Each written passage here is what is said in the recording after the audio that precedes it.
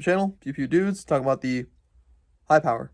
High power. Shot this pistol, and this is the only high power I ever shot last week and today also. But first impressions, trigger left a lot to be desired. No play or nothing, but there's a wall right here. A little bit of slack, a little bit of slack, a little bit of weight. A little too heavy. To people's lore, you'd expect this to be like a Nagant, 1895 revolver in like double action. It's not. It's honestly, it's not the worst trigger I've ever felt. This is like you creep up to a wall and then it's just heavy and a little gritty. Where like I'm used to all the modern stuff now. This is a design when I think they started designing in the 20s. Came out in 35. All to say is I see the 1911 being a lot more popular here. From every American company makes a 1911. Colt, Smith & Wesson, Ruger, everyone makes a 1911. Even countries that aren't. Yeah. Have like pretty much every European country, South Africa, various African countries, metric fuckload of South American countries. We were using the 1911 until like the 70s or 80s, and then we had the M9 trials and we adopt the Beretta M9 and 9mm. Just my only other gripe with the pistol is just the frame itself. The beaver section, if it was a little bit longer, yes, I would like that a lot more. I haven't personally experienced any like slide bite or hammer bite or anything like that. It's just it's short. I am mindful not to go too high up on it because I physically can go higher. Because when shooting you kind of want to get as high as possible. Lessen the recoil, if you will. Physics. But I'm like, all right, I'll be a little bit lower just so that hammer, when it comes down, I don't get hit by it. I snug up on it and I get like a little bit of a tap. Yeah. If I do plan on putting a lot more rounds to this, it will stay as is. I don't plan on doing anything. I would like essentially to get another one and then upgrade that one because these were in production up until 2018, 2019. I thought it was like until like 2013, but okay. Point is, there are some ones from the 90s, from the early 2000s, even stuff from last decade. Like, you could get one from like 2005 that somebody just didn't give a shit about. Yeah, and then it's like, who fucking and cares? then I can switch out the parts. I can upgrade the trigger, upgrade the sights, do whatever. I wouldn't necessarily buy one to carry it or home defense. I have other polymer pistols that fit that role, but as far as something for the range, something for the collection, this is very cool.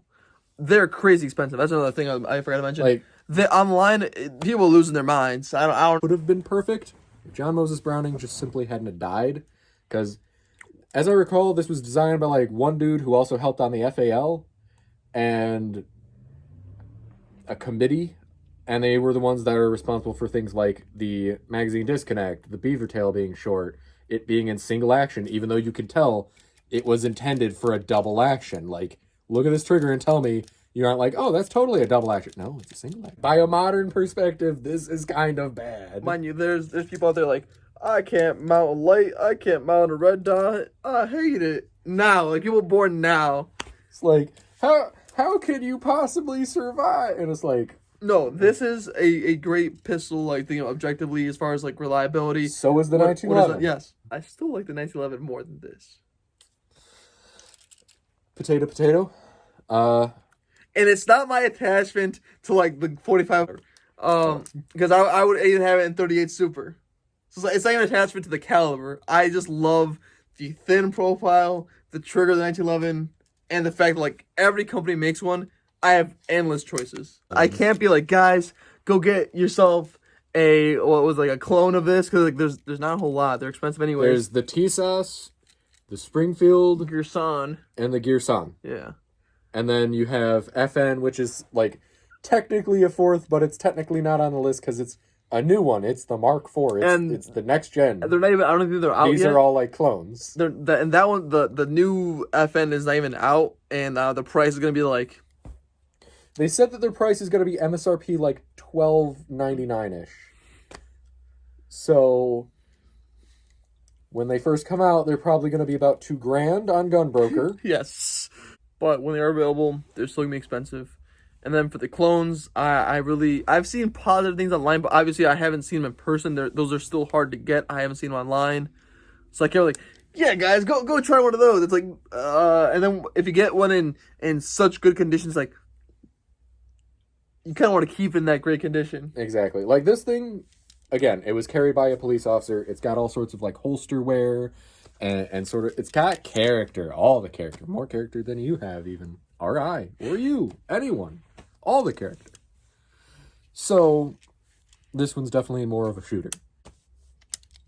After Grantham's review, I'm just not at all interested in the SA-35. Which the Springfield? Yeah. Oh, I don't watch it, but I was just yeah. And according to what a friend said, like they're just off the list. I was already thinking about the TSOS. I really like their blued one. Looked really nice. It was really smooth. It was like a matte bluing, really good looking. So that one was like $500 something.